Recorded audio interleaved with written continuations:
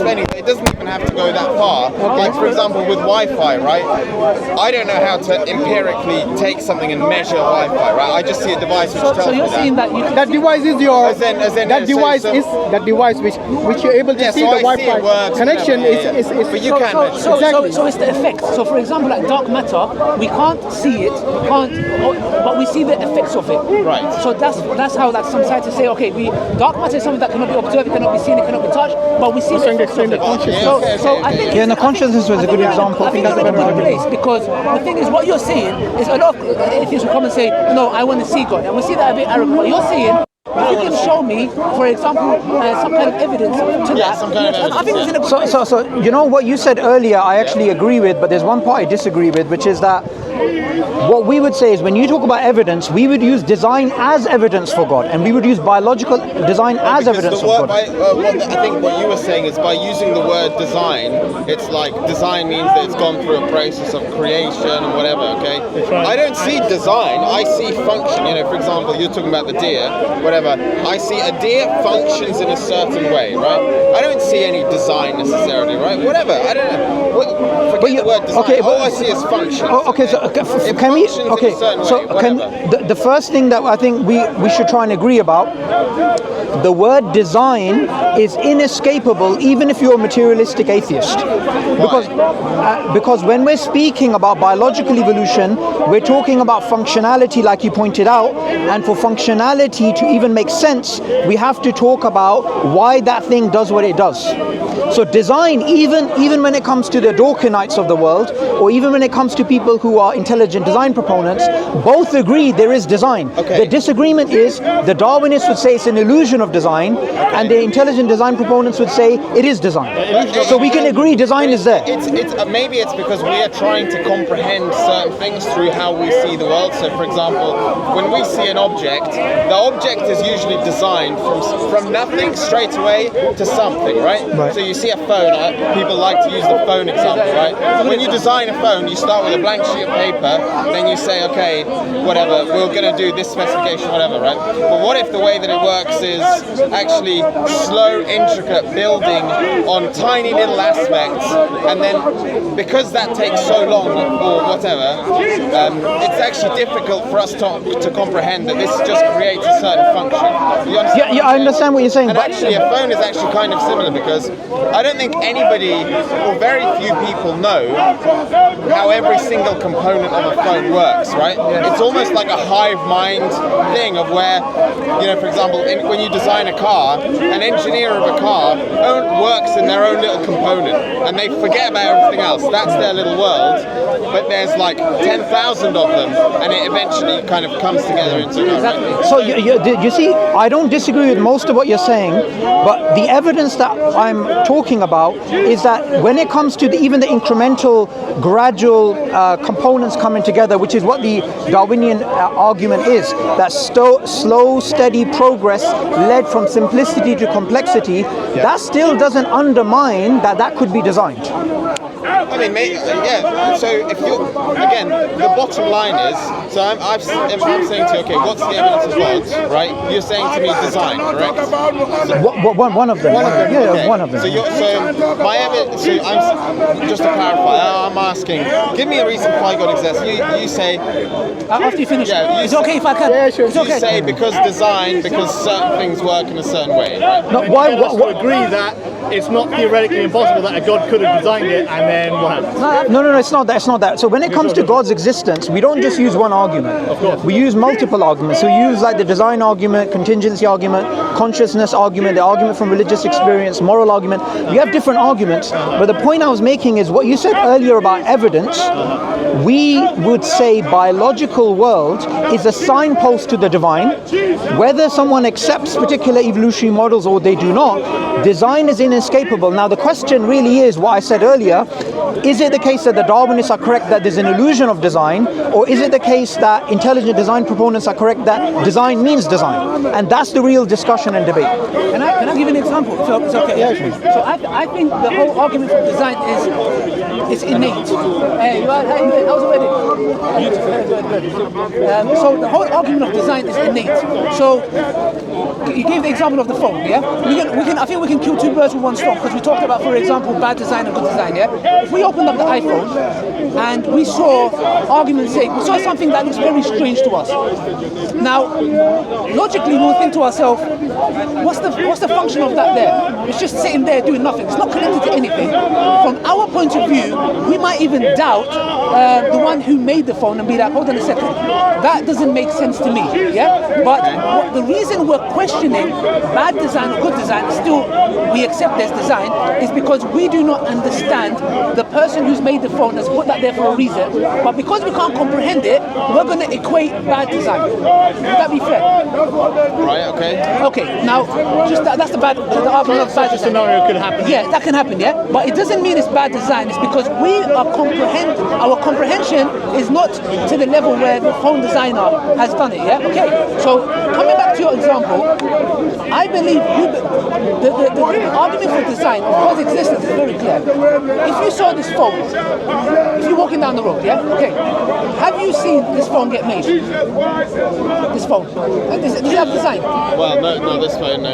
Okay, all right. Do you believe that this phone is designed because you went to the factory and saw it being assembled, or do you believe that is designed from the mere fact that you can see design? I believe that phone is designed because, for example, in my personal experience, I know people who work in the same industry where they design objects, right? So if I see a phone, I'm combining loads of different bits of information in my head where, for example, I see, okay, that is plastic, right? Generally in my life experience, I don't see plastic just in nature, right? Then I see that is glass, okay? I generally don't see glass in nature. I also know in my life experience that people design objects, right? Because I've seen it happen, physically seen it, okay? So these bits of information come together in my brain, and I'm saying, okay, probably a designed human-made object because of certain factors I've seen about it. Okay, I'm going to ask you a question. Think about it. All the things that you mentioned about the glass and the plastic not coming together, and this information that you know some friends that work in a factory. Let's assume you know nothing about that. You don't know about no Apple factory. You just came, you was in a cave, you woke up. You're walking down the desert and you happen to see a phone. Do you believe, what's the first thing that will come to your mind? Would you, because you don't have any information about a factory, somebody creating it, glass, plastic. You see a phone. I honestly, genuinely, I don't know how to comprehend to start thinking about what I would think of an iPhone No problem, if I had no clue about factories. So I don't know. I can't answer that. But the thing is, we're not asking about, oh, is that an iPhone? I don't want the information if it's an iPhone or not. Would you say it's designed or not designed? Yeah, I think he's saying that, like, you know, if you're in a scenario where you're literally like your mind has been totally wiped of all information, right? You know, you're in a desert, you know, and you find like, okay, you find the phone or object, it's like clearly weirded, it's clearly, you know, looks a bit different than some of the other stuff, but like that doesn't mean you can infer it was designed. No, 1 second. How so? Which is to say, like, let's say that you're walking in the desert and you saw like a lizard or whatever, right? You know, that's clearly quite different than the sand and, you know, the sky, right? You know, that, you know, would you come to, you know, you can come to the conclusion that's natural or that's designed. What I'm saying is that, like, you wouldn't, you know, you wouldn't have the frame of reference to know whether that's designed or not if you're like totally minded. No, hold on a second. No, actually, you used the word frame of reference. If we were to have a frame of reference for everything going back forever, we'd never have any knowledge in the first place. Ad infinitum. Okay, but he said, he mentioned without a frame of reference. No. But you said for you to judge something as design, you need a frame of reference. You said that, right? No, you don't. Yeah, like, I think your idea, I think, is that if you suddenly lose all this kind of evidence that we get from sort of science and experience, then, that's all wiped and we wake up. We don't actually know the kind of the laws of the universe, and so if we exited that cave and we see a lizard and we see a phone, for all we know, we could be in a kind of universe where both of those things just like spontaneously pop out. So that sort of thing. That's just so wait, hang on. Wait a second. You only find out how the do you actually agree with that? Do you actually? Because that's very interesting, right there. That's more or less what I was saying, which is to say, you know, if you totally have no frame of reference, if you you don't have all the other information which you're getting, you know, you could live in a universe where the phone is natural and the lizard is artificial. Okay, but you know, from my perspective,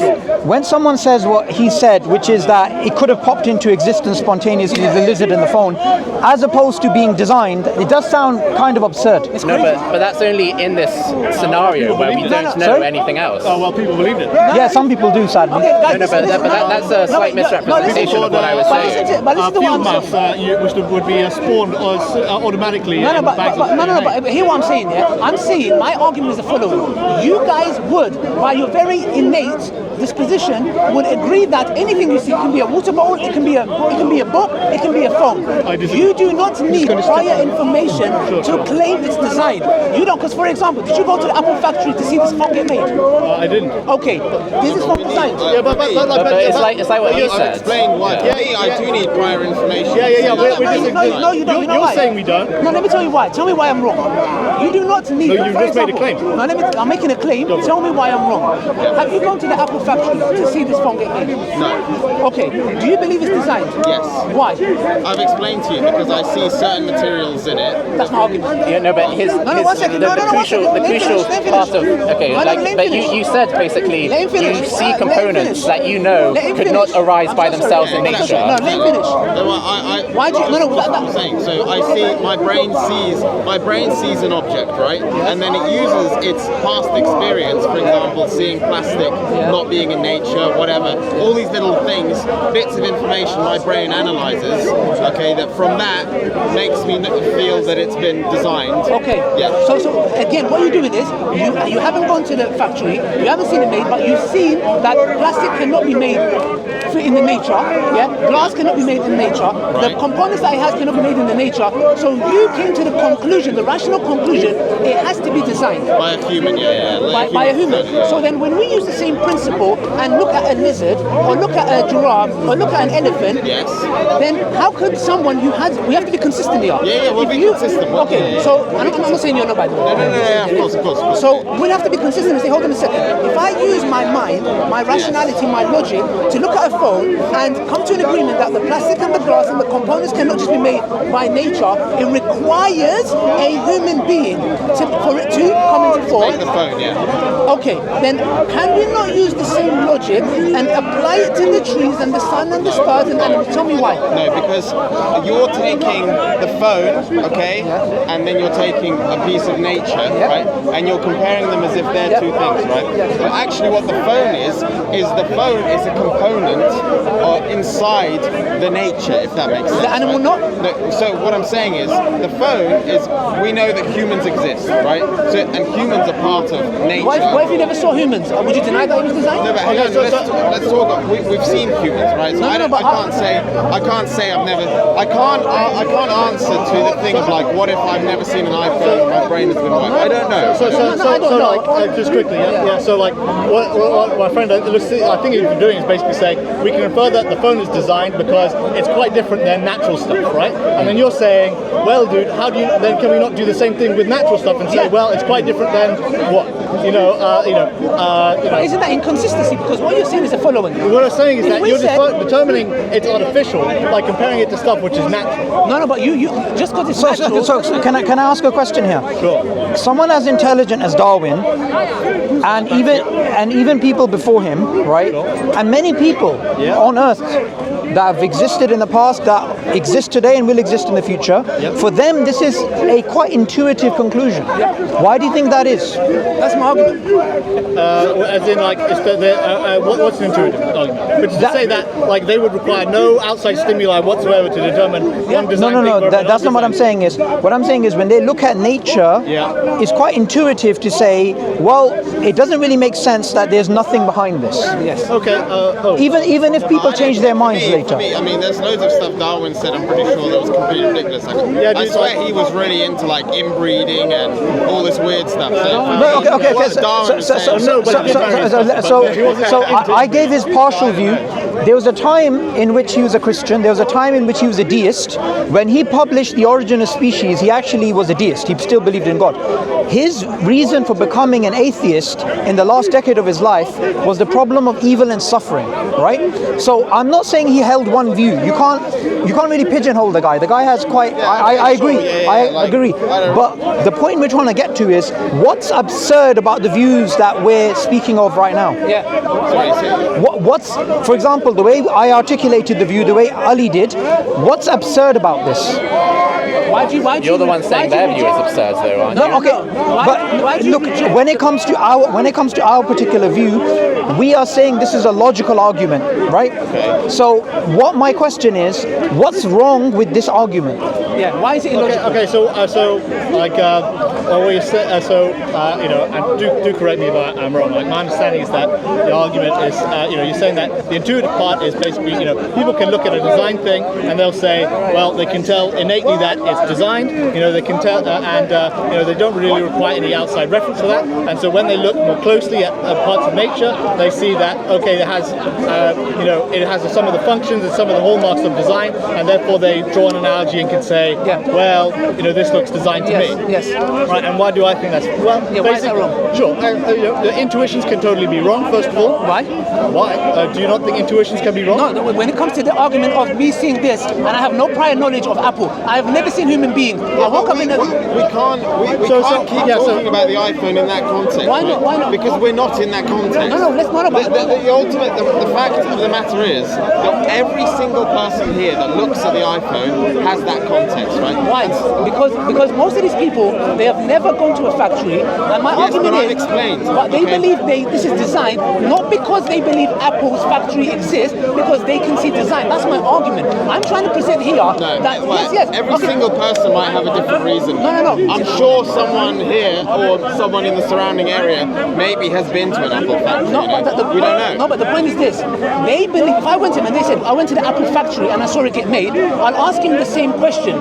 If you didn't go to the Apple factory, would you say, you know what, mate? I've never gone to an Apple factory. I've never seen an iPhone. This is not designed. I'll say you're crazy. My point is the following: not that you went to the Apple factory or you didn't, because you're still in the same position. If you went to the Apple factory, it's good. You've got more clear understanding how the components were made.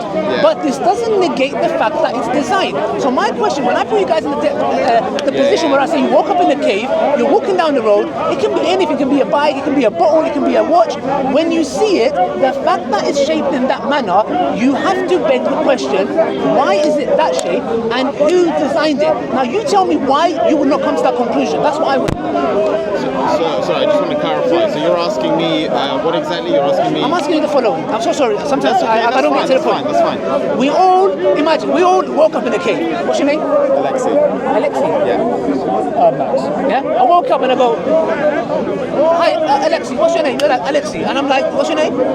Max. Okay, let's take a little walk, mate. I don't know. We just woke up in this cave. It looks like there's sun outside. Yeah. Let's go out. We walk in, and then we come across an object. Now I take this and I go, Alexi, what the hell is this? Yeah. And I say to you, like, what are those dots? Yeah.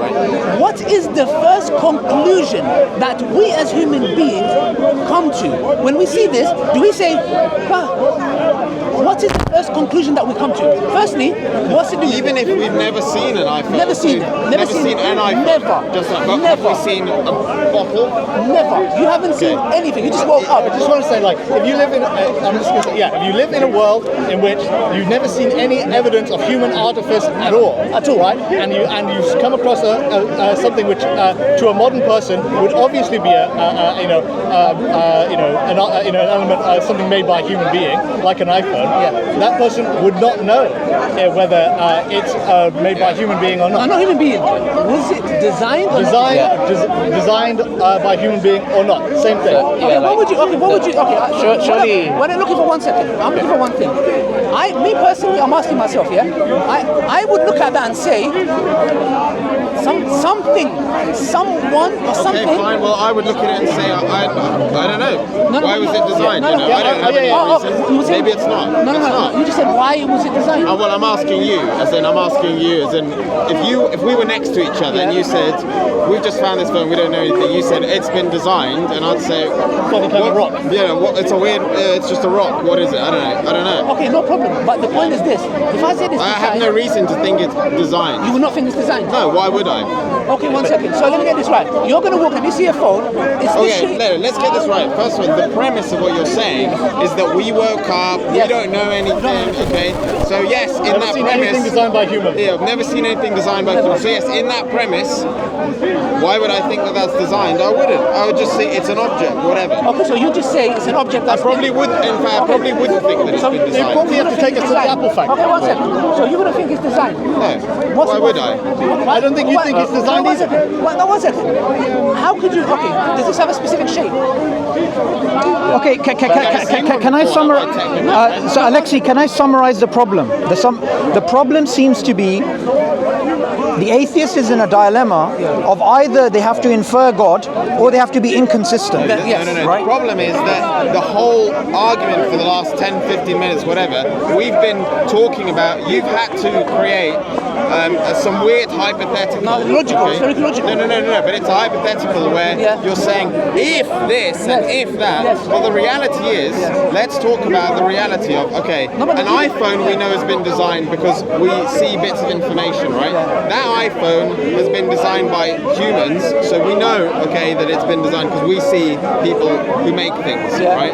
But when it comes to you saying the argument of design being as an evidence of God, that's where we see no evidence. Okay. So The evidence of Can I summarize what you're saying? What you're saying is for us to be able to know that this tree was designed by God, we would have to see God designing trees. Yes. No. You don't. So you're not. Okay, you're not saying that. It's fine. It's fine. I'll take that, which is to say... Oh, you'll agree with that. Okay, Yeah, you disagree with basically, that. which is to say that, like, you know, if we lived in the universe where we... Okay. We're in back... Okay, we'll go back to the cave. Sure. You know, I'm in the cave. I've never seen anything designed by a human before, right? So you show me the iPhone. I would say, I have no idea what that is. And you're going to tell me it's designed, right? You're going to have to show me and evidence that it's designed, which is to say, you're going to have to take me to the Apple factory. Okay, good. Okay, good. Wait. Okay, good. One second. The problem here is this: the dilemma. You just interrupted in the conversation. Well, you interrupted as well. The dilemma that you're in at the moment is this. So if you're saying God has to be, you have to see it in the same way the Apple factory, then most of human knowledge we have to render it useless because human knowledge is based upon testimony, not on empiricism. Sure, I get it. Right? So the dilemma. So let me lay out the dilemma for the atheist. The dilemma is you either have to be inconsistent in your epistemology or you have to infer God's existence. Well, everyone has to choose their authorities. Where's the inconsistency in the epistemology? I was just going to ask, where's the inconsistency? Okay, the inconsistency in epistemology is that you want empirical epistemology in your knowledge, in your knowledge about knowledge, in your hierarchy of How do you decide what to believe in? So the fact is, the dilemma I'm pointing out is either you have to infer God's existence or you have to be inconsistent in your epistemology. Where am I inconsistent? Well, you aren't, but you aren't because you. No. He's not right now in this context because he agreed that he wants to see God making it. You said you don't need to see that. So that's why the dilemma is here, and the dilemma is this. Anything that you believe in, for example, you believe in the Big Bang model. You believe that's a valid model, right? Yeah. Have you got any empirical evidence for that? Dude, I'm believing scientists. But that's testimony. I agree. That's not empiricism. Correct. You're right. I believe lots of historical facts too. That's also a testimony. I also, that's true. I'm obviously picking authorities. Some of them I'm believing, and some of them I'm not believing. But can you decide which authority to believe in based therefore, on how much predictive power their predictions correspond to? Like, if someone can say, I have a model of physics and it can predict this, and this, and all those things come true, then you believe what they're saying. Firstly, we both agree on the issues that's happening right now. So the problem is about how you define what you believe to be evidence, right? Now, evidence should not be only empirical. Do you agree with that? No. Okay, you believe evidence should be empirical only. I mean, like, it depends on what you think of as empirical, which is to say, you have a number of beliefs which are just like necessary for functioning, which you're not going to bother testing on a day-to-day basis, right?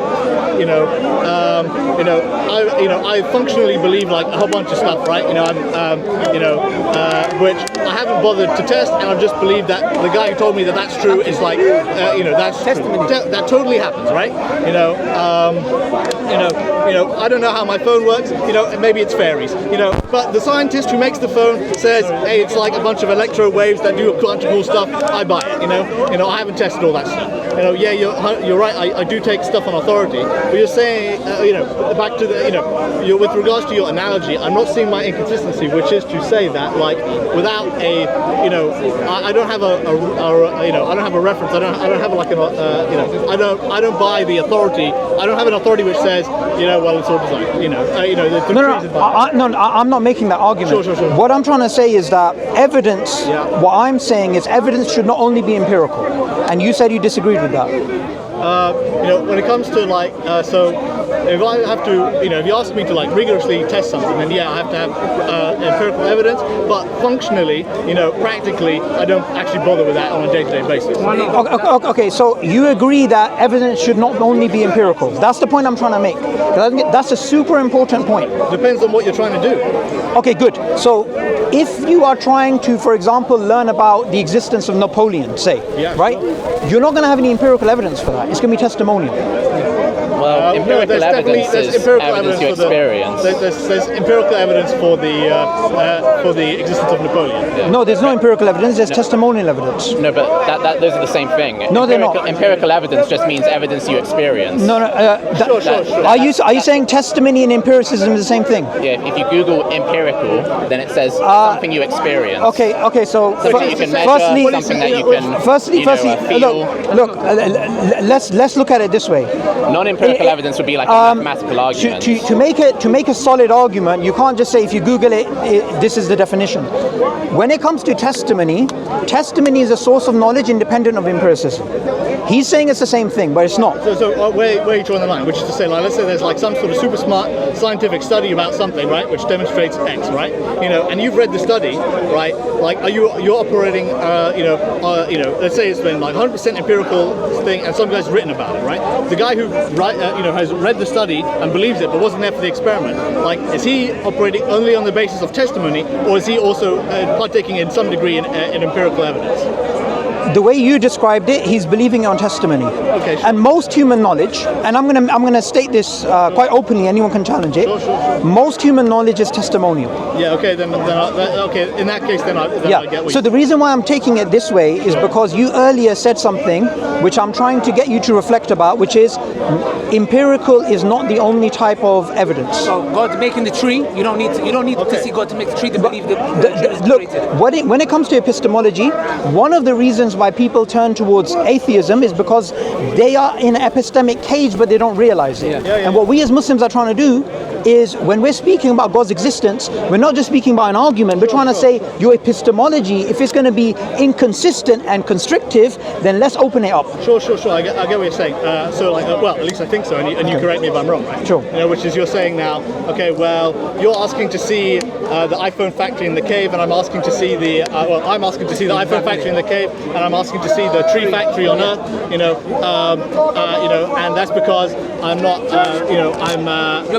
I'm asking for empirical evidence when for a lot of stuff I ask for testimonial evidence. Yeah. What I'm saying is that sometimes you reject testimony. You don't always accept testimony. Yes, and there's a whole science of thinking about testimony, and I use science in a non-scientific sense here, as in a methodology. Sure. And then you can sure.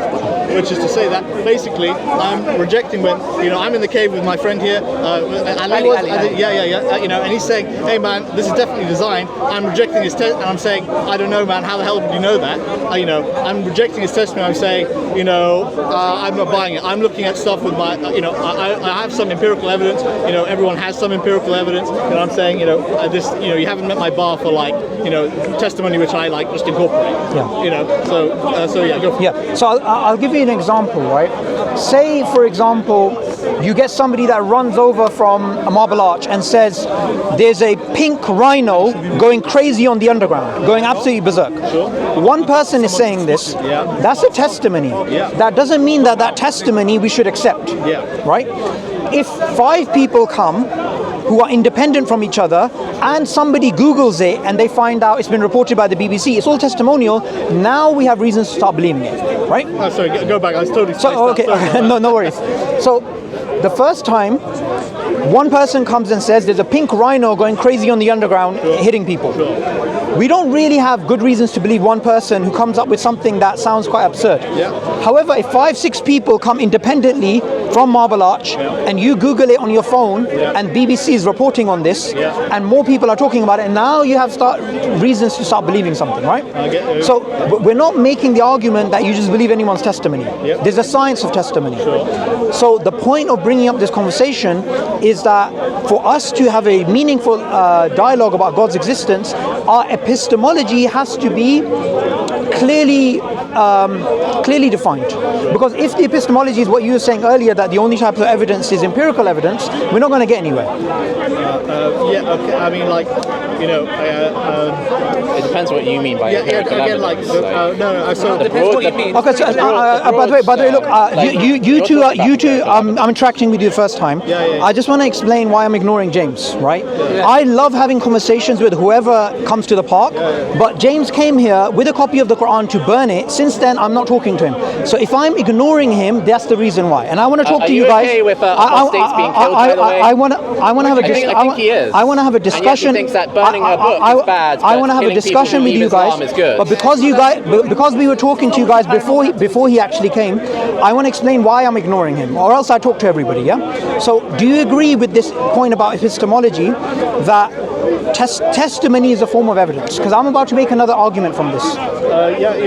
Testimony is a kind of evidence, and you can use it to, make good guesses about what's true and what isn't true, depending on the circumstances. Sure. So about testimony, I want to make a different argument, just to take the conversation in a different direction.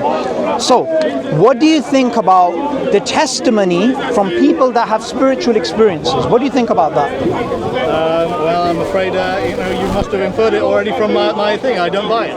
Okay. Yeah. What do you think, if you have people from all across the world that have this idea about spirituality and how it impacts their lives and how having a meaningful relationship with God makes them happier and how it's something which gives them this sort of existential backdrop within which to live their lives, what do you think about these types of things? Have you looked into it? I mean, even atheists like Sam Harris are talking about spirituality now. They do. I get what you're saying, which is to say, I could totally buy. We could totally live in the universe, where it's way better to be a religious person. Religious belief is very helpful. Does all sorts of stuff. There's stuff like if you go look at Latin America, the more religious people, the guys who go to church more, they do less crimes. There's all sorts of good stuff that you could say about religion. And they could say a bunch of other stuff, right? Too.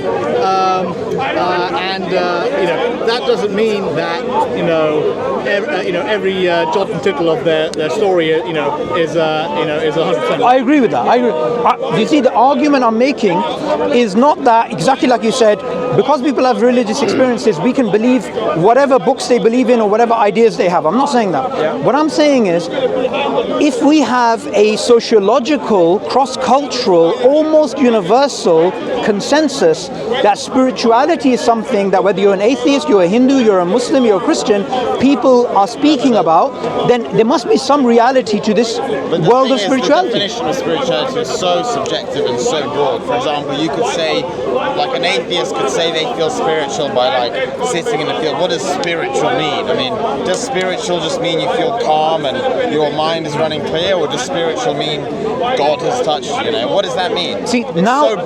Now this is the point. I totally agree with you. Someone can have a discussion about spirituality, and like you said, say, for me, spirituality is when I go for a run and I exhaust myself and I look up at the stars, right? Exactly. Somebody else says it's about God.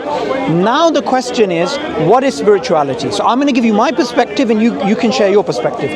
What I wanted to establish first is there is a reality of spirituality that we're all trying to understand. No, wait. If you're saying it's all very broad, it's difficult because this is the thing. It's not such a specific definition that I think you can then say it's so broad across the world in the sense of like,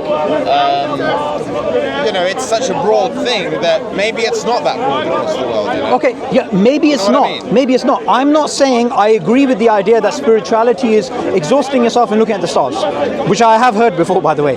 The point I was making is we should first look at, okay, there is a reality of spirituality. Now let's have a discussion what my view is and what your view is. Well, allow me my quibble quickly then. Sure. Which is that you know, I'll agree to you know, like spirituality and things like religion and religious experiences. You know, they definitely have an effect on Earth and the reality that there is. So I'll grant you that. Same too with black magic and witches. You know.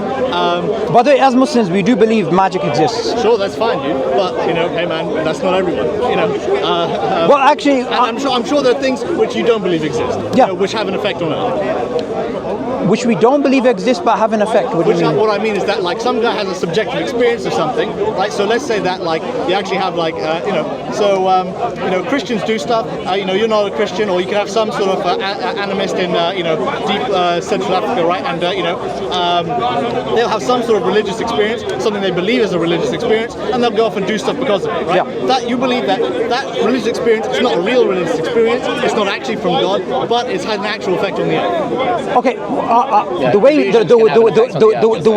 that we say, the way that we would explain it is, if a Christian comes up to me and says that they had a spiritual experience, I wouldn't necessarily disagree with the metaphysical experience they had. I would disagree with the inferences that they made. For example, there's a belief that we hold as Muslims, which is actually quite cross-cultural, which is about people having dreams about the future. You get this in every society. Now, if a Christian or a Jew or an atheist comes up to me and says, I saw this dream and exactly that happened a year later as it was told to me in the dream, I'm not going to outright reject that.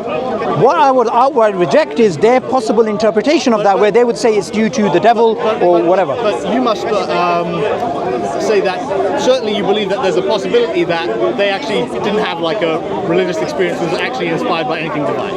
That's possible too. It's possible too. It's possible, Yeah. and it may have happened.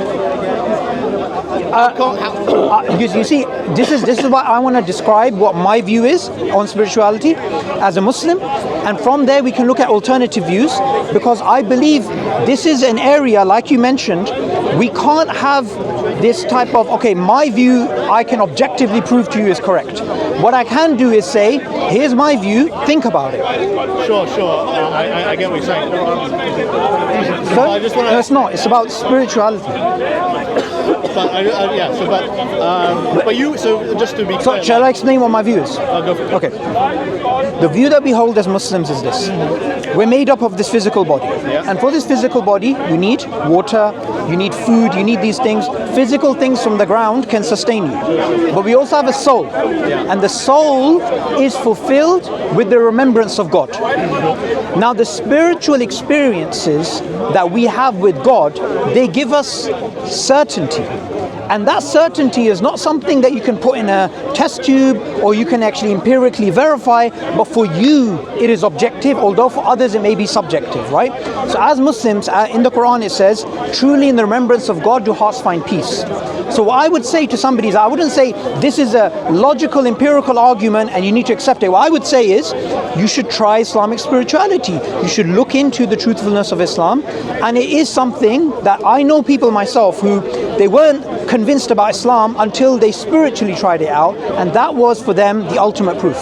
Sure, I can buy that, which is to say that, you know, yeah, dude, I mean, like, you know, I imagine there's a lot of people, including a lot of atheists, who, you know, if they grabbed they adopted their religion, they'd be way better off, right? Totally plausible, right? You know, tons of religions have totally great results for their convertees and their devotees, but, you know, like, that isn't an argument, which is to say that, like, I didn't say it's an argument. I totally get you. I'll just I know you didn't say it, but I will say that. Okay, that isn't an argument that is true. I would say it's kind of like a sales pitch. It's kind of like. But all you're doing is basically, essentially, if you're breaking something down to the bare bones, is you're essentially saying you're selling the idea that holding a certain belief structure, right? Essentially, breaking down what you're saying, holding a certain belief structure generally helps people, right? I'm not saying that. Oh, so you're not saying No. that.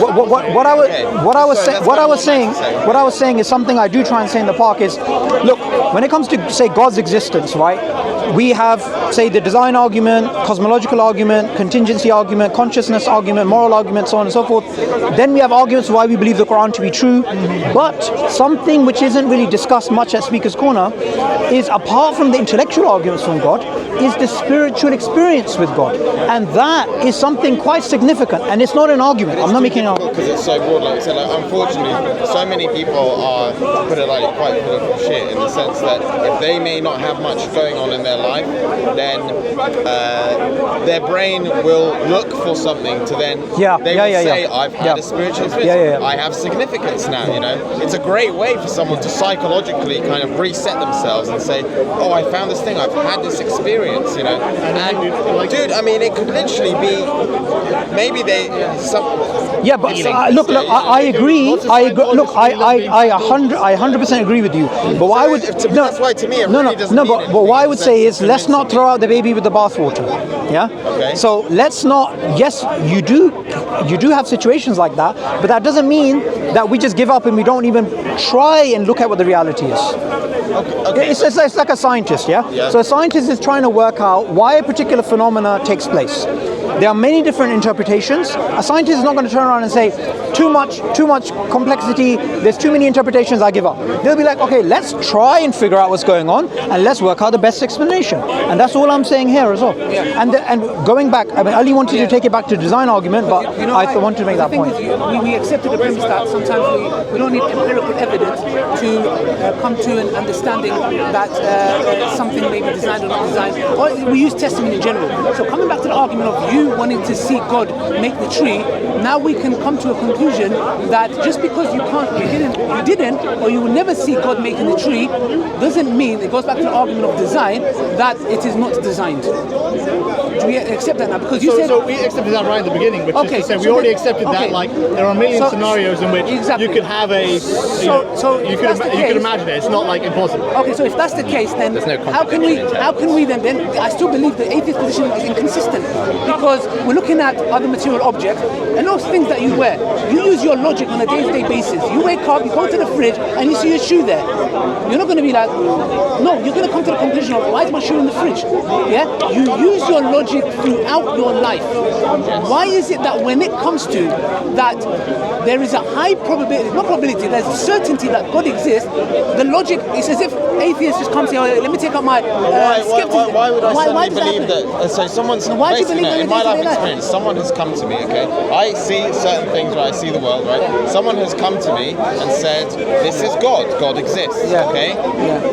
Okay, well, all right, you've said that to me. You've said to me God exists. Prove it, not say. No. But this is the thing, is you've said, okay, well, God exists because this tree works really nicely. That's essentially No. I've said you look at things that are material objects and you see them working really nicely, and you equate that to a human being that has created it. But when you look at the nature... Well, no, actually, if you compare the complexity of, say, that tree to your iPhone, that iPhone is like a blip. It's nothing compared to the complexity of that tree. And that is my argument.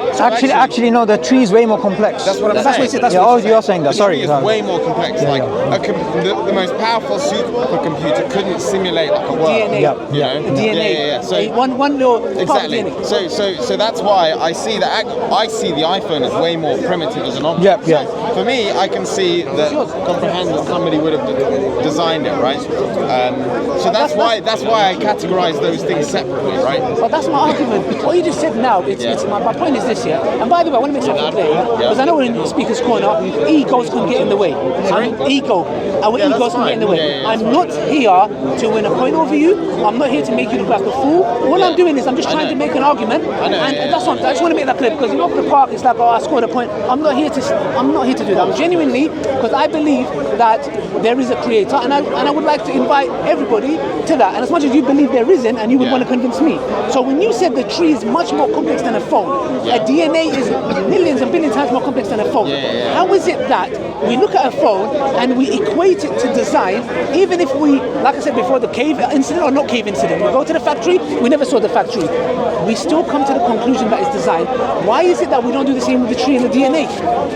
Well, because the way that the tree works and the way that the tree looks is completely different to how the iPhone How does works. how does that negate design?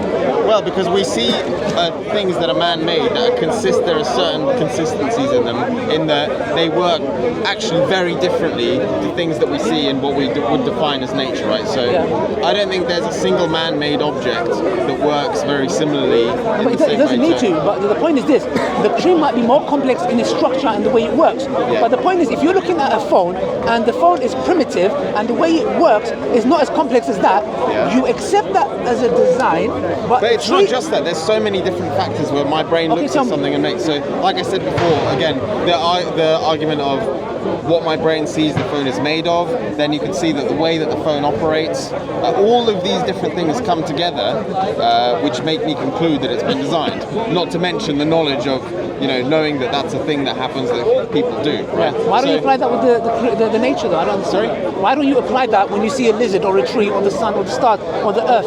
Why don't you, I'm saying, why is there inconsistency whereas with the phone and the bottle and the scarf and it's got... Well, because I know, from my knowledge, I know that the phone has been specifically made to make phone calls, for example. No problem. I know that the phone is specifically...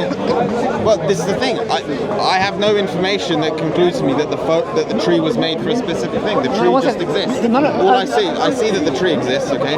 I could guess or try and make an idea in my head as to why it exists, which is probably, in my opinion, how religion comes about, where people are trying to understand and explain why these things are amongst us, right? Okay, but for me, I think it's very bare bones, okay? So I see the tree, okay?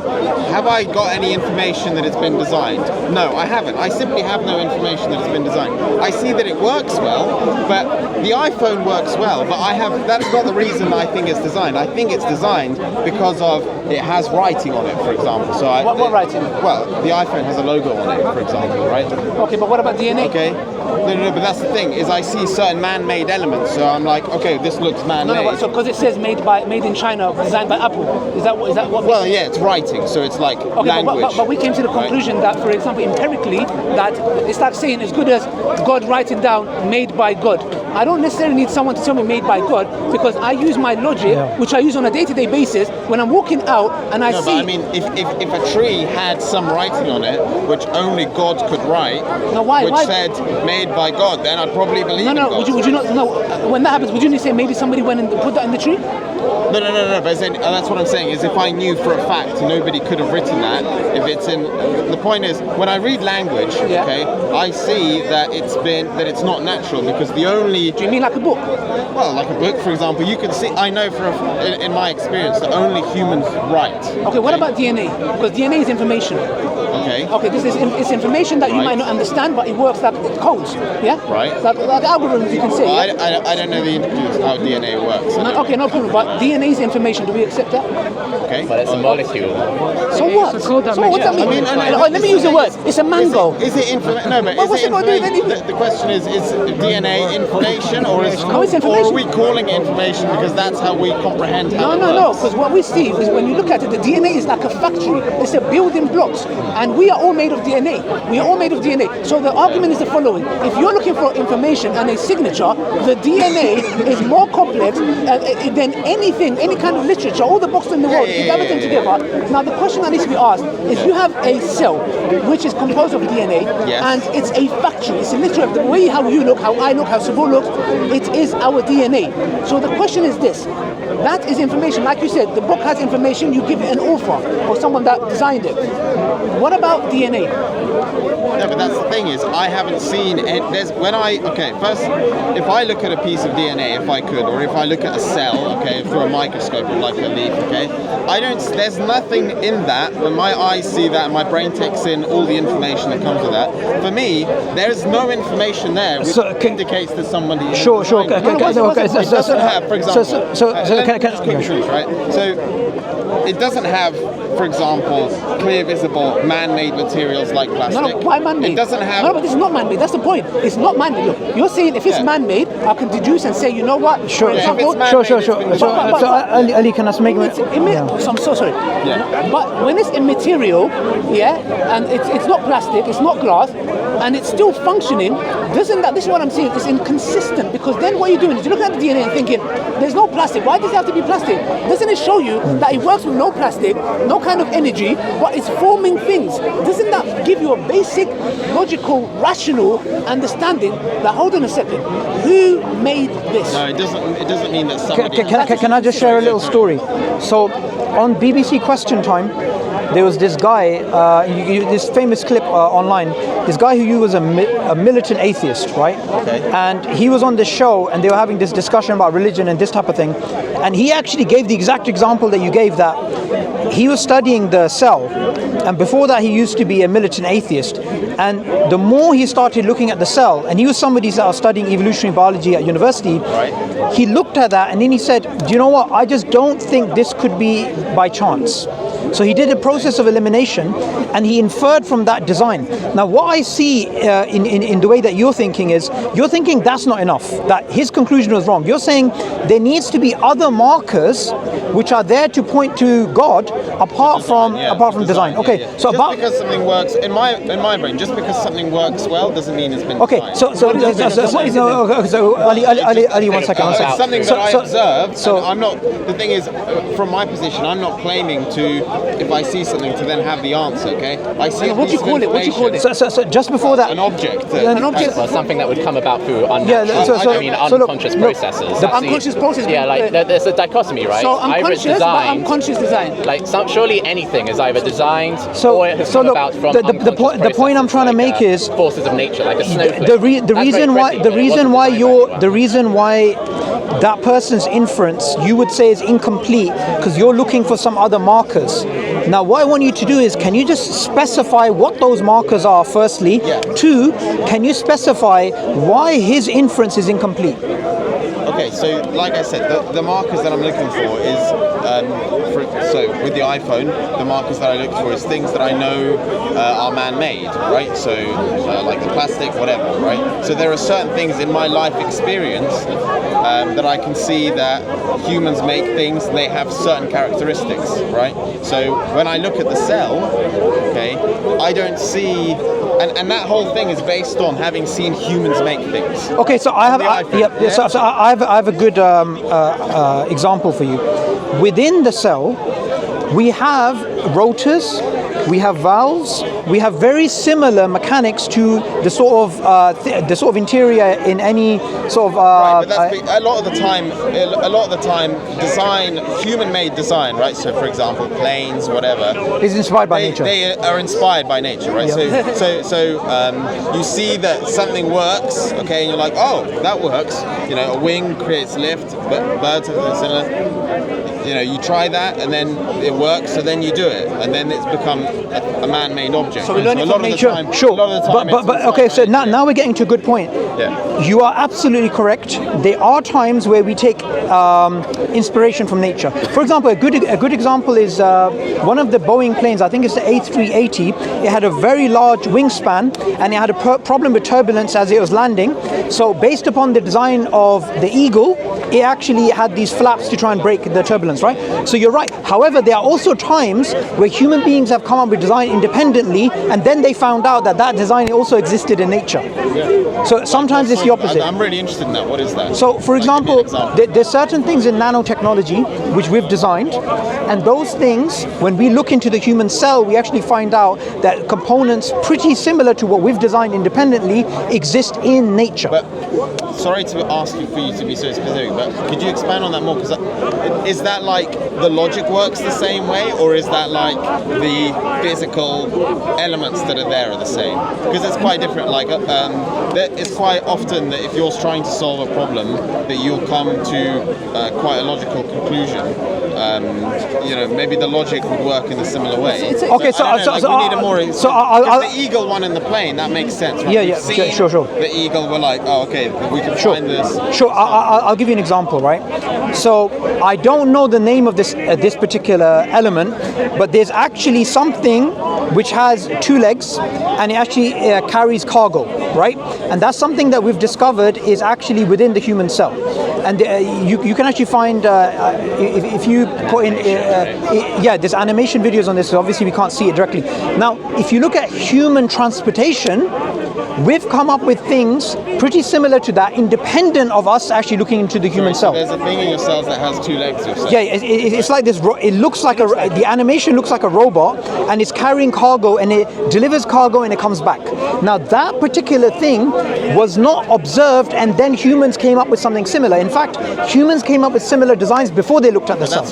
But also you're saying through, was it an animation, like someone has recreated the logic of how that works? Not the logic of how it works. How it looks, they animated it. How it looks, they animated it. The problem is that the animator, obviously, in order for you to understand the representation of how it works, the animator has animated. Right? Yeah, but it's for something. Yeah, but at the end of the day, like that video you've seen, the animation you've seen, has gone through someone whose job is visually to animate something. No, Okay. I see. I see what you're saying. So however, what if the animator's representation is an accurate representation of the. But let's. No. But you see what you're No, doing? no. This is inconsistency. You know what you're doing here? And I'm so sorry. Because what you're doing here is you are trying your absolute best. Look, we're talking about what logical answers, yeah? And all you're doing is you're saying, but what if the animator got it wrong? What if that's not. I'm here. He's saying, what if the animator got it right? What was your name? Alexi, yeah? Alexi, I see that as inconsistency. I see that as okay, you know why? Because it's like you go about your day-to-day life, you use rational, logical, even when you're crossing the road and right. But when it comes to the existence of God, you've got so many clauses in there, I have to see it written down. Well, you have, that's what you've done. Talk about this. Yeah, that's the one. Is that all you've done now is look, we talked about the DNA, which and I'm gonna stick to this. You know why? Because so he's talking about this thing. Answer if you wish to. You have to answer because you talked about the book information. If there's information, there's an author. I've talked about the DNA. I haven't seen anything logical or rational to rebuke the argument. So DNA is information, and if information, there's building blocks, there's RNA, and there's other elements in there that work like a factory.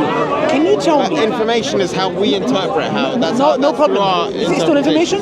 Like when you have a computer, can we watch it after, please? Thank you. Yeah. So the thing is, we have computer. They're the zeros and ones. Yeah. We don't know how that works. I don't know what the hell zeros and ones are. But all I know, it helps my computer to function. So I'm asking a simple question: the DNA. If it has these functions in place, that gives you a lot of things are made in the you are the DNA blocks. What is your basic logical conclusion? Where that came from?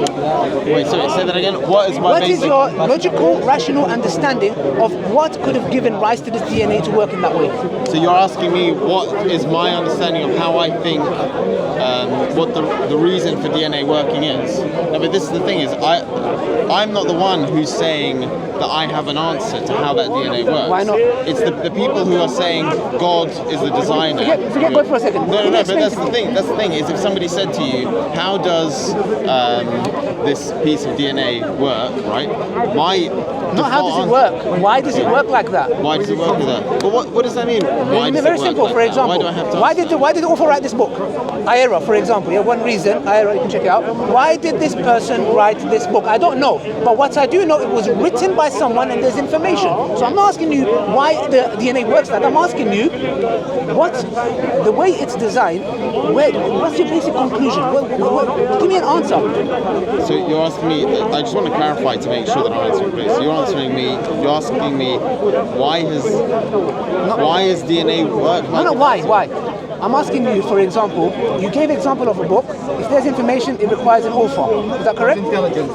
If there's information, there has to be intelligence. DNA has information. No? No, but this is the thing: is that we can't compare the information that is writing, okay, which is a way that humans use to communicate, right? That's information, like, and then suddenly compare it to DNA and say that it's Why not? Yeah, Why yeah, not? One second. No, not actual letters. No, it's not actual letters. But what I'm saying is, okay, what I'm saying is, which is more advanced information, this book or the DNA? The DNA. Okay. Does this book have an intelligent designer behind it? This book does. Yes, this book. Yeah. This Does book it- does. Okay. Of course, any book. Brother, Any brother, book. brother. Does the DNA have intelligent design? I don't know. No. Okay. Let me get this right. The book has information. Yes. It has an author. Yes. It's intelligent. Yes, and the reason that I agree that it has a designer is because there's certain things in that book that I can see No problem. that indicate to me that a human. Okay, has made it. You know that it couldn't have occurred from nature, whereas DNA could have occurred from nature just by unconscious physical processes. Absolute Just physics nonsense. to chemistry to biology. Absolute That's nonsense. Yeah, evolution is I have nonsense. never heard we've more had it, we've nonsense had like it. that in my life. Can you imagine a book? Look, check this out. Look at this inconsistency. The book has got limited number of characters in there, and there's information. Author intelligence. Okay. Yeah, but DNA. it's author intelligence because I can see that it's been One made by a second, no human, problem. right? I'm giving you something you can see. Like you Yeah, said, yeah, seeing is believing. Yeah, okay. The DNA is something you can see, okay? And he himself knows. That's what's got a little smoke in his face. Yeah? You can see, you can observe, you can see the functionality. This is something you can see. I'm going to give it to you. You can How about see. the book, right? Not the book, the DNA. The DNA is something you can observe. You can see how it works. Okay, yeah. No, Okay. no, Where? Okay. But you okay. can't. But you What is the can't cause of see the DNA? things in the DNA that Yes, you show you that can. there's Yes, you been a can. designer. No, Okay, so can I give a concrete example to help both of you? A concrete example you can both argue about. So when you get a hard drive, it's there to save information. When you take the human DNA, it can save information in a much more efficient way. So for example, a strip of DNA can be read this way, backwards, and 3D. So therefore the efficiency is much better, and this is obviously independent. So you two, if you can argue about this point, and we could take it from there. So you're saying that the DNA, you're comparing a hard drive and a DNA. It's more efficient. Yeah, It works better. But firstly, the type of information they store is completely different. No, but They're no not problem. Do they store information? Huh? Do they store information? Well, it depends. It's totally two different fields of No problem. Do they store Not today. information? If you say that DNA is information, course it's information. then it's both things. Okay, so if there's information, it requires intelligence. No. Okay, so this book. But wait. no. Wait. Let's agree on something, right? Even if you don't believe in God, you still, as a materialist, would say natural selection designed it. You would still have that. Well, They would. that's They would. No, but I wouldn't say Exactly. But they would. selection designed it. Where did it come from? Okay, I would say that it's an object that has certain functions, Why and does you it have could that guess. function? Sorry. Why does it have those functions? Because of Well, evolution. What does that mean? Because of mango, not No, because but of there apple is juice. no. But there is. I don't believe that there is a reason to why this thing exists. It just exists. So okay? why don't you I use don't that- feel like I have to. I don't have to explain. Why this. don't? But why, Alex? Why don't you do that in your day-to-day life, mate? When you go across the road, why don't you just forget looking left or right? Well, just because jump straight into the road. No. Because Why? because you're comparing different things. You're comparing nature, which is above everything.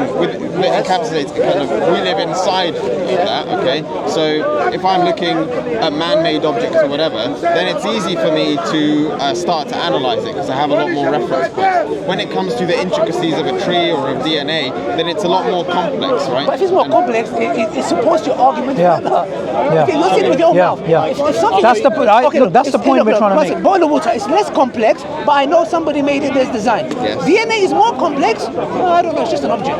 Inconsistency. The difference is, like, one object we know complex does not, like, doesn't just- occur by natural Complex does not processes. automatically mean like design, and it's not like the No, hallmark no. of design. No, but why are You you? know, like you don't get bonus design points for saying that DNA is way more complex than the book, right? Which is to say, like you got a spearhead, very simple shape, right? Yeah. That looks like it's designed, right? Find a random amoeba-shaped rock, right? You know, this is like this looks like it. You know, hey man, maybe you think it's designed, you know, but you know, it's got way less design in it, even though it's way more complex shape, right? Alexi's already said, hey dude, the tree is way more complex than your iPhone. Then why don't you? Well, By the way, that example works against you.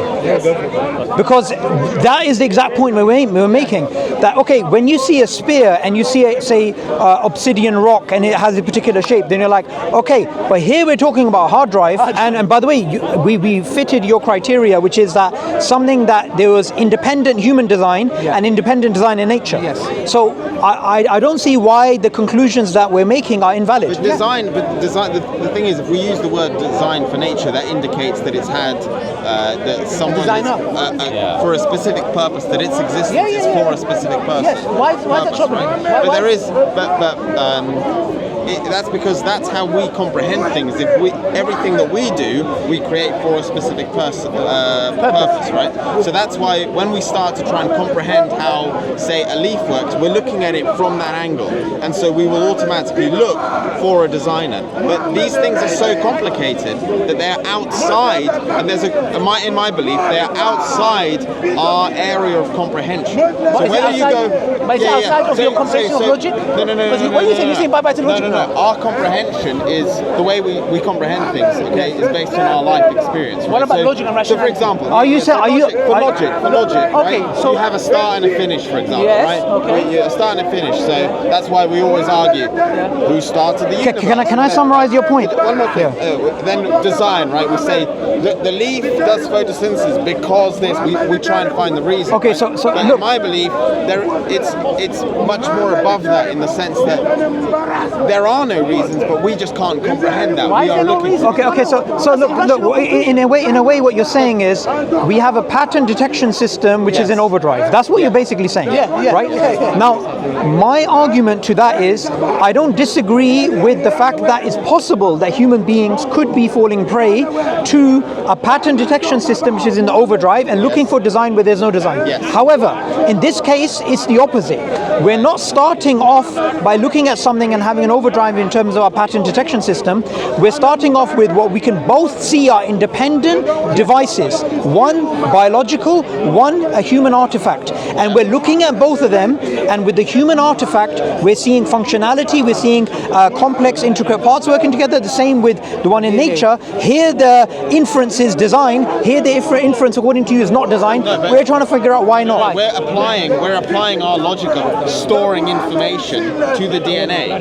Yes, we are. Yeah. So we are applying our logic of looking for how things work and how we explain how things work, and then we apply that to the DNA. But we don't have. It makes By the way, sense for us to communicate. Sure. ideas. But you do realize that apart from using what we can use in terms of our experiences, that is the way that actually science works.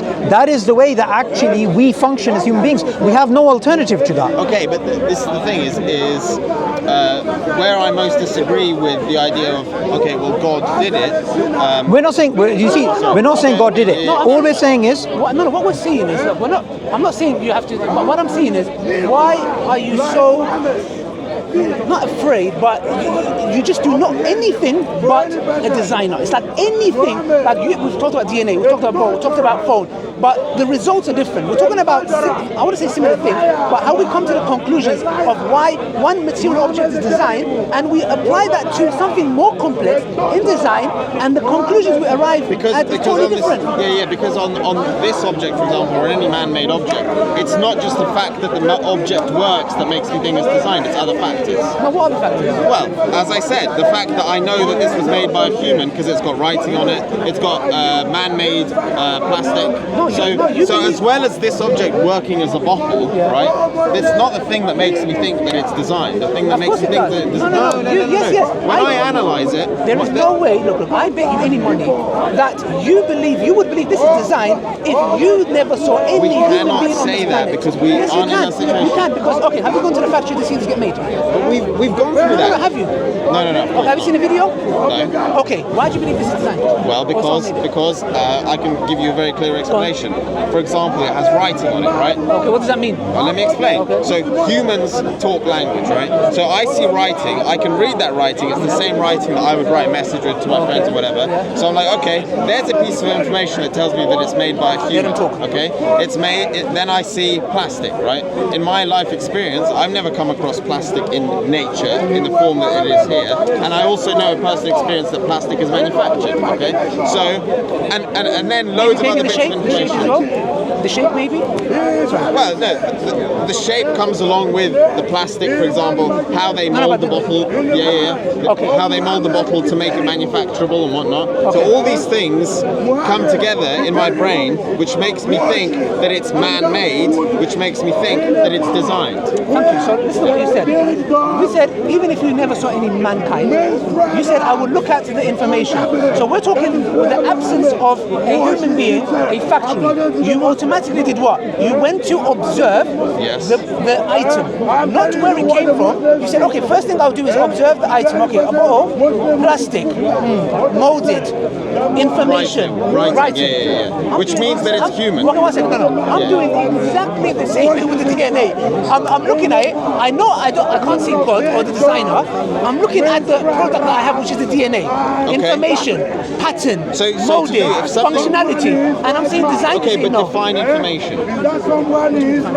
So when you say I see information in DNA, define information. Okay, so what do you mean by that? As in, this is information, right? Because we've written this down. No, you understand this information because you speak English. Exactly. But for example, define information in do you the speak DNA. Do you speak? No, I don't. Okay. If you see some information, you never saw Chinese people ever before, yeah? What's the language? Mandarin, yeah? Okay. You're going to be looking at it thinking, oh, that's gibberish. But to a Chinese person, that's not gibberish. Okay. It means something. The same thing with DNA. The DNA has information. It has functionality. You don't understand it, but just because you understand it does not mean that there is no information or functionality, and therefore a designer. Yes, but what makes you think that it's designed other than its functionality? Because you just did the same thing with the ball. No, because it's nothing. Because my reasons for this bottle being designed is nothing to do. What's the function of this bottle? Why did you? Hang on a second. What's the function Why of did the you? bottle?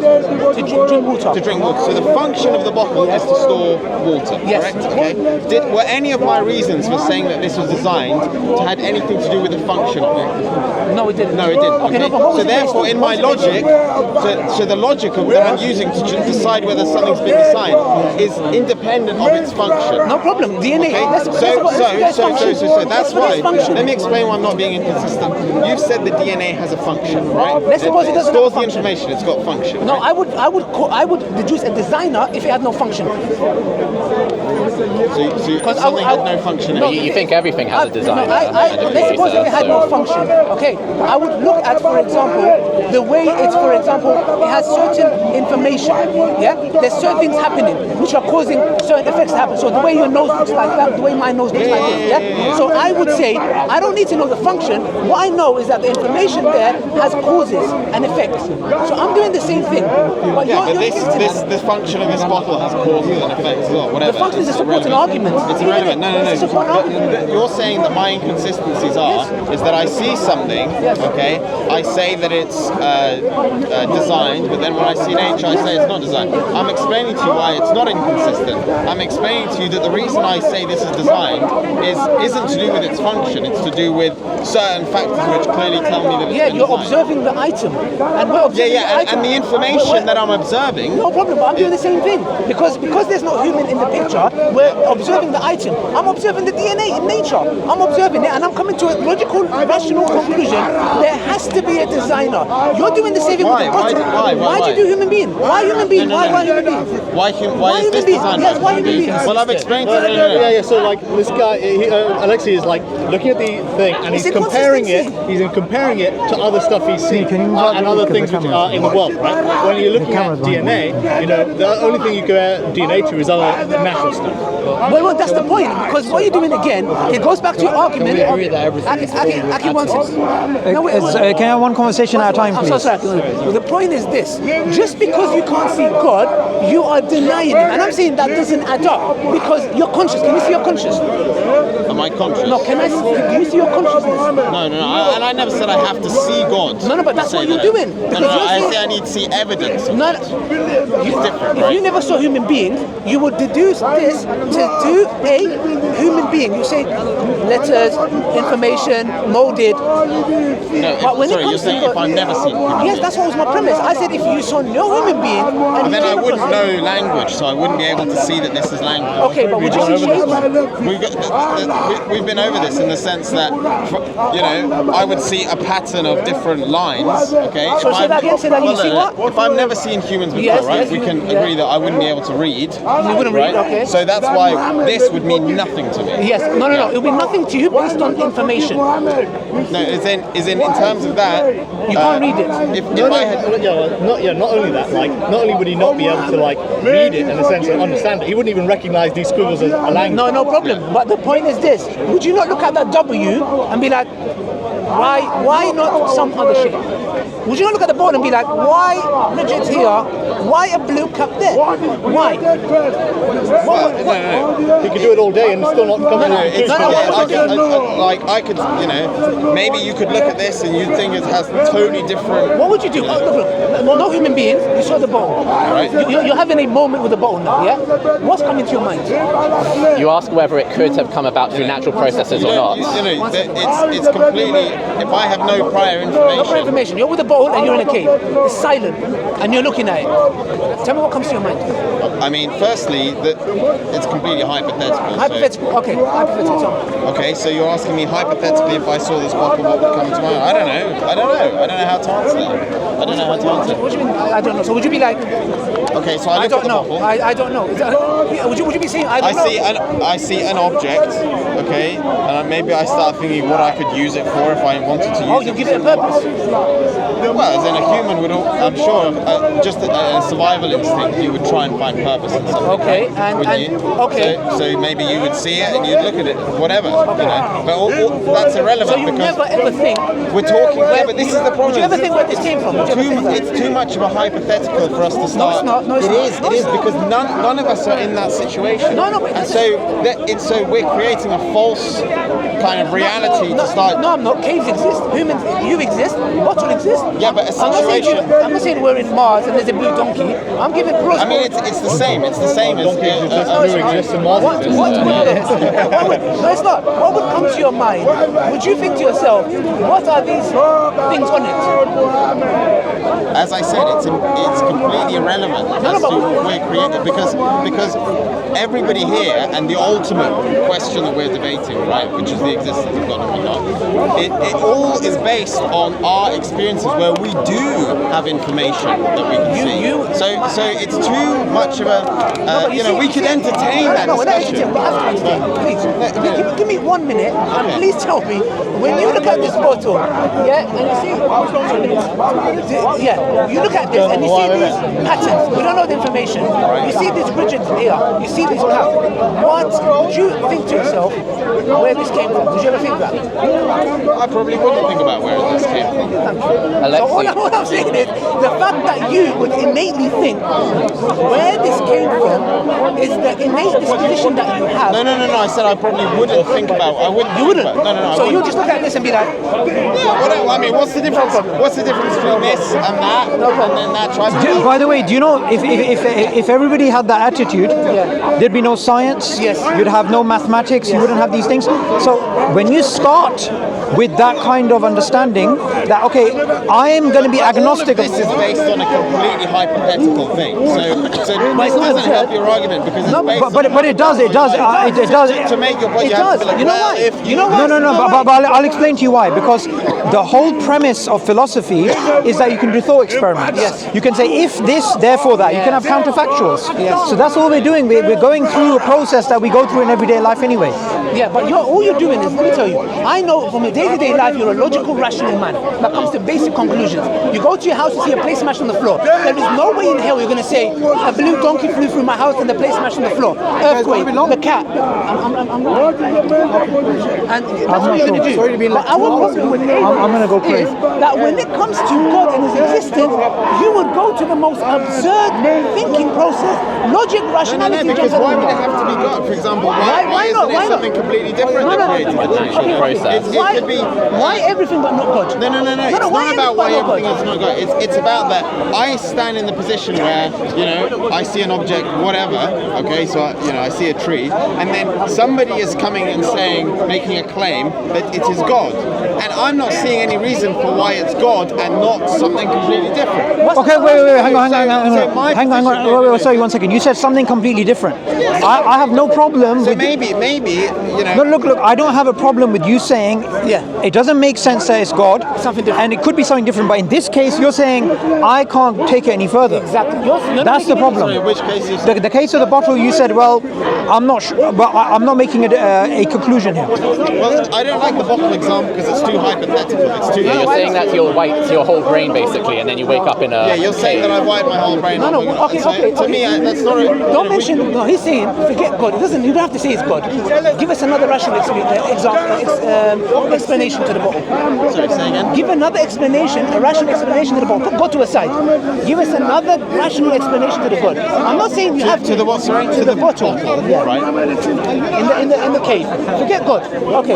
What other explanations? What are we talking about? We're talking about a bottle and I'm trying to You get it don't. You don't need to say its design is God. Give me another explanation. What does that mean? An explanation? Is it nature? Is it evolution? Why is I mean, again, it's impossible for me to comprehend how I would think because I'm not in that situation. The simple fact of the matter is, I know that you're asking me, why do you think this bottle's designed and the tree isn't designed? Well, I'm not, my brain isn't white. I told you why I think this bottle is designed and why that isn't designed because of certain things in that bottle, because of my experience of things I know. But you contradicted yourself. I'm not contradicting You did because myself, the elements you there are gave that. different. This bottle has information that The DNA tree has doesn't. information. Yes, it does. No. Yes, it does. That tree does not have It has writing. DNA. It That has tree information. does not have writing on it, okay? And There's- writing there's not DNA. as information. DNA is more complex than this information on this. Yes, this is it doesn't matter. This is like a little minute thing. Of course, if you compare of it to course, DNA. of course. But you say DNA, no design, but the bottle. No, because this has writing on it, okay? But the DNA has Let me explain, information in it. It's not the fact that this is information in the sense of just like an objective piece of information. It's a fact that it's a piece of information that I can attribute to humans, okay? And it has other elements which I can attribute to humans. Then why do you attribute the DNA to a designer? Sorry? Why do you attribute the DNA and its function to a designer? But what bit of information do I see in the DNA? There's so much information. Come on, are you for real? Man, you know as well. There is so much information in the DNA. Of course. So then how do you not equate it to a DNA? Let's wrap up. But why do you not equate that to a designer? No, because there isn't things that I see in the concept of DNA that makes me think. If you study DNA, you'll be mind blown. And if you'll be mind blown, if I told you that DNA is a very, very complex I know that it's machine, very complex. but if you know that, then why are you not ascribing it to a designer? Because there isn't factors there that I'm looking There is. at. We just said the functionality. Alexi, don't you surely you believe in evolution basically, right? See, he's trying to go to evolution, really. So like Yeah, let's go. if there's you're always when you see something you're trying to work out whether it's designed, you're trying to rule out whether or not it could have come about by an unconscious natural process. And so like this like the plastic, because of its chemical properties, you know that plastic doesn't just emerge in nature. Same with like silicon in a phone. Where did it come from? Let me ask you, where do you think the bottle came from? So the bottle, we know Not the that bottle, it the must have- DNA, sorry. So the DNA could have come about from an unconscious process like evolution preceded by abiogenesis, abiogenesis. This is- Yeah, and so basically, you have chemicals, and the chemicals react with each other, and eventually you get a chemical that can self-replicate. Okay. And then once you have a self-replicator, then it can vary a little bit, it can mutate, and then at that point you basically have the conditions necessary for evolution to occur. So you believe that that's a possibility and come from there? So yeah, that's Okay, so let me get this right. So, and this is where I'm seeing where you have abiogenesis plus evolution. You have at least said that might be, and even though it sounds to me it's absurd, yeah, because you're saying disorder brings about order, unconscious things, random things bring about order, and that is absolutely nonsense. Because if examples something, aren't evolution. no, you can't. It happens in geological examples as well. No, excuse me. The question is this: where did? No. Yeah. You find evolution occurring in let me tell you cyclic something. processes. Evolution has got nothing to do with it. Let me tell you why. If the properties to make a chocolate cheesecake is not in this bottle, it is irrelevant how much time, how much evolution you give it, because the properties to make that is not in the bottle. So when you come and say, what was it? What word is? Disorder. The disorder will bring about order. How could something that doesn't have, if we're conscious beings, how could we be given rise to consciousness when the very material itself doesn't have consciousness? It's crazy. But anyways, no problem. It was nice talking. You got a bit heated. Cognitive science for the thank you very much answers to that question. James, thank you very much as well. But sorry, we got a little bit passionate here. I think these guys deserve to go to hell now because they aren't recognizing I never said that, because Islam is the only religion that believes that if the message of Islam doesn't reach the person, he doesn't go hell. What about atheists? Do they, not even atheists, Christianity, Hindus, anyone that didn't receive the message of Islam, God is the most just and merciful. He's not going to throw people in hellfire because they didn't hear the message. Thank you very much, Alexis. Thank you. Sorry if I got a bit passionate. Yeah? It's good. Thank you. We're like that too. Thank you very much. Okay, so guys, we had a nice discussion here. Obviously, we had to do a bit of, sticking on some people.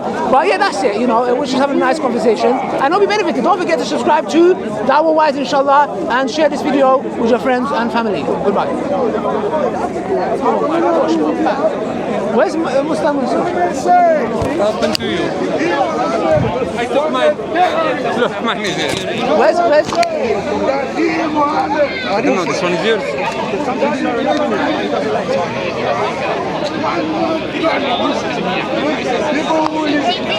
Okay, brother, Jazakumullah khairan. May Allah subhanahu wa ta'ala bless you and reward you. Thank you very much. And please comment, subscribe. And please. Assalamu alaikum warahmatullahi wabarakatuh.